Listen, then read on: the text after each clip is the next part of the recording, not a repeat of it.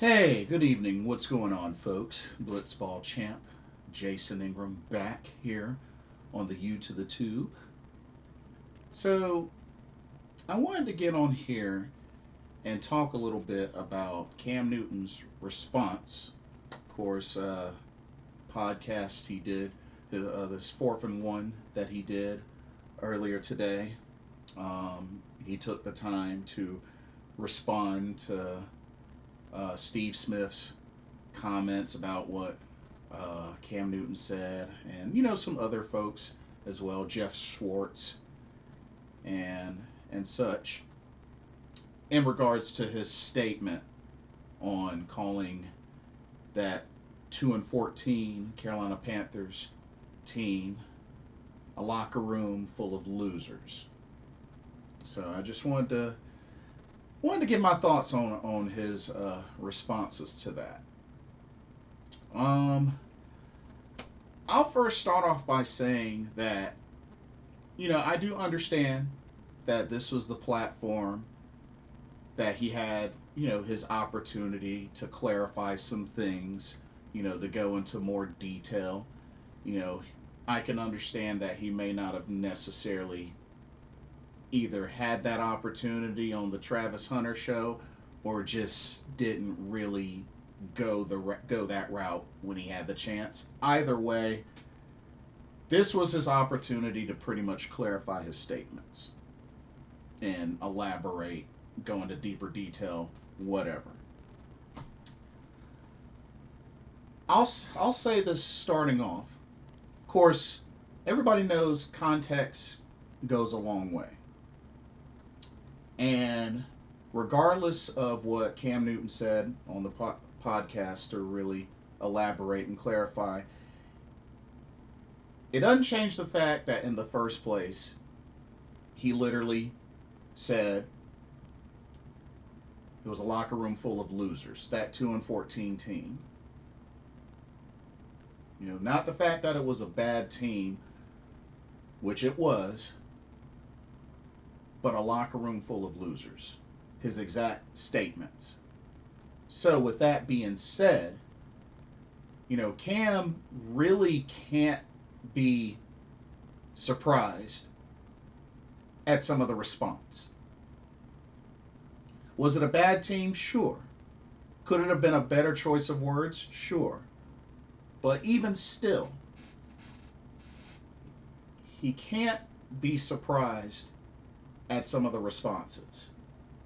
And yeah, folks are going to take that personally. Now, he also had the nerve to say, when did people get so sensitive and whatnot. Now, I'll say this. Cam Newton, I gotta be real. He's really the last person that I would think that would mention and wonder how do people get so sensitive.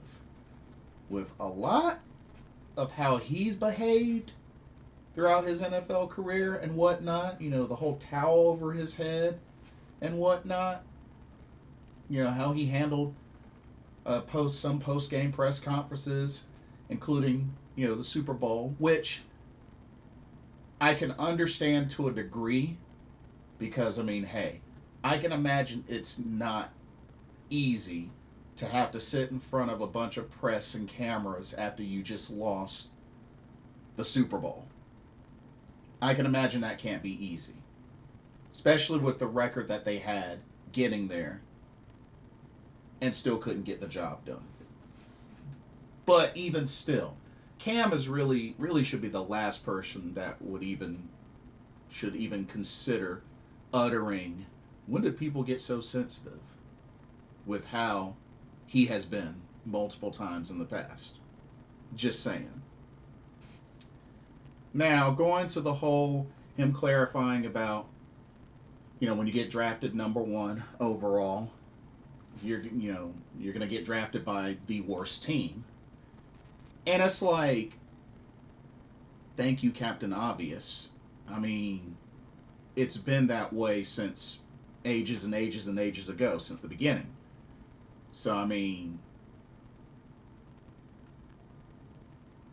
it's obvious that's the case. I mean, it's not like folks need to necessarily be reminded of that. I mean, that's how it's been. So for him to kind of like mention that point now as he was like clarifying, it's just like, okay, thank you, Captain Obvious. And also, going back even further, even to the point where he was talking about how he wouldn't trade his MVP for a championship, for a Super Bowl championship.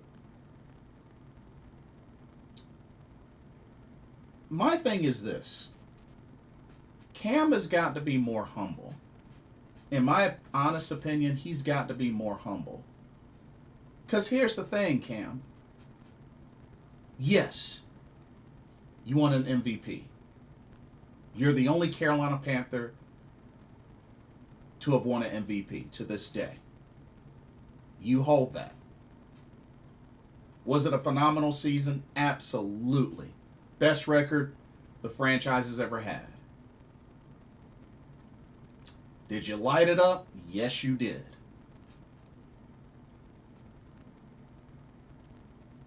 But here's the thing. Even with all that, Cam, keep in mind,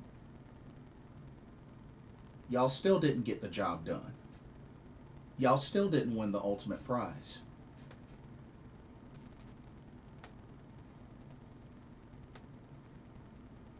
Just saying. We can brag about his accomplishments until we're blue in the face and whatnot, but that's one thing that he still cannot say, is that he ultimately got the job done and won a Super Bowl, because he hasn't, as well as the rest of the Carolina Panthers. So, just saying, coming in, calling, team a locker full of losers, well, just like they haven't won the ultimate prize, neither have you, Mr. Cameron Jarrell Newton. Just saying. Not only that, just further following up on being humble, it's like, dude, I understand that for so long Cam Newton, before he got into the NFL, was used to winning. Well, if I remember correctly, won championship in middle school, high school, and college. Like, all three. Which is excellent. It's awesome. Great. It's no wonder he was drafted first overall pick. And like I said, I understand he was used to winning. I get it. I understand that the quarterback position is the most praised position in the NFL. I get that. But Cam has to also keep in mind, as well as all of us, and this is just my honest opinion, it should be an honor to even be drafted to the NFL. It doesn't happen to everyone. Yeah, some do get hired undrafted. But the fact of the matter is, it should be an honor. I personally would consider it an honor to get drafted. Doesn't matter if it's number 1, number 2, number 7. Doesn't matter. It should be an honor to get drafted into the NFL. Because not everybody gets that honor. Now, how things play out down the road, every scenario is different. But I consider it an honor to be drafted into the NFL. It's something that not everybody gets to experience. It's also a blessing and an honor for even those players that go undrafted that a team sees potential and gives them an opportunity. That's an honor. Not everybody gets that. I truly believe Cam lacks a big sense of humbleness.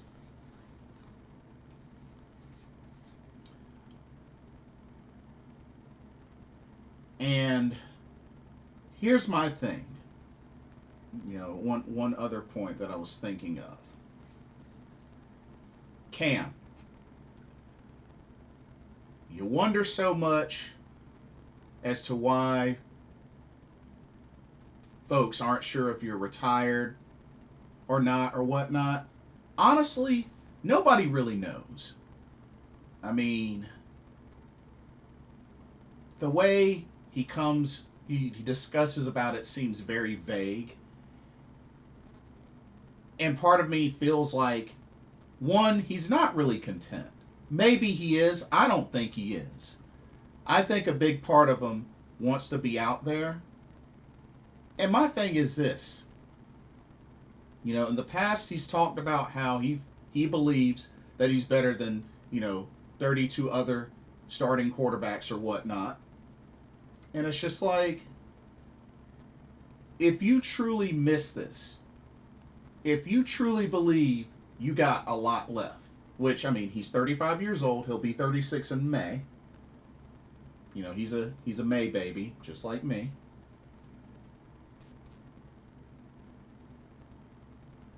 If it gets to you why people are wondering, and it's just like mistakenly for you, to be retired without you saying something or whatnot, and if you, take offense to that or feel like you can still go out there and play and make an impact, prove it. How bad do you want it? How bad do you want it? What actions, what are you going to do about it? What are you going to do about it? Because you can't really sit there and say all that and then, when you don't get those opportunities, you can't be upset. You can't be upset. That's why when it came to, feeling a certain way about not being invited to stuff, which I think, a lot of it comes down to, his attitude, his personality and whatnot. And just is at the point where he's just very self-centered. And it's like, if you have an issue with that, with what you've been receiving, be an adult, handle it, do something about it privately. Recommend it privately, because I'm sorry, folks put too much stuff out there in social media where that really should be handled in private. But my thing is, I still believe if he wants to be back in the league bad enough, he'll show that with intent and with purpose. Because honestly, I believe he could have been back in the league by now on a team. Do I think he could still play? Yeah, probably. But see, how bad do you want it? That's something that he has to ask himself. Because the thing is, deep down, if he really is content with where he's at, then honestly, none of this other stuff should bother him. None of it should bother him. If he's content, if he's okay with being where he's at, then it shouldn't bother him. But I think it still does. I don't think he's content. I think he's bitter. And he really needs to learn humbleness. But that's all I can really say when it comes to his responses. Like I said, his response to Steve Smith, I mean, like I said, context goes a long way. And, there's a saying that I used to hear all the time from my mom. Say what you mean and mean what you say. I get the whole idea that sometimes you may have to clarify yourself or whatnot, but at the same time, you got to be careful what you say, because context goes a long way. And if your expectation is for certain folks to take it personally, then you can't really be surprised at what their reactions might be. Especially along the lines of hearing, I came into a locker room full of losers, which was the original statement.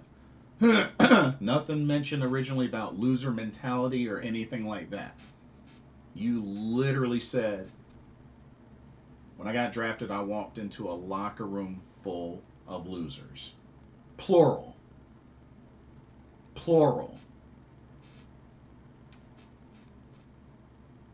So you have to imagine that there's going to be players that are going to feel a certain kind of way. Especially when you have, Pro Bowlers, players on that team that were great players. But like I said, when it came down to it, they lost as a team. And they were bad as a team. Especially that previous year 2010. But that's just my thoughts on his responses to Steve Smith. Like I said, I wish that was something that they handled in private. But that's all I can really say. But yeah, let me know what y'all's thoughts are. And I'll put the link in the description to the podcast where he gave a response to what Steve Smith said. Would love to hear what y'all's thoughts are about his comments. Let me know what you think. Don't forget to like, comment, subscribe, hit that notification bell while you're at it. Thank you so much for watching. Hope you enjoyed the video. For Blitzball Champ Gaming here on the U to the Tube, my name is Jason Ingram. I will catch y'all in the next video and our live stream. Peace and God bless.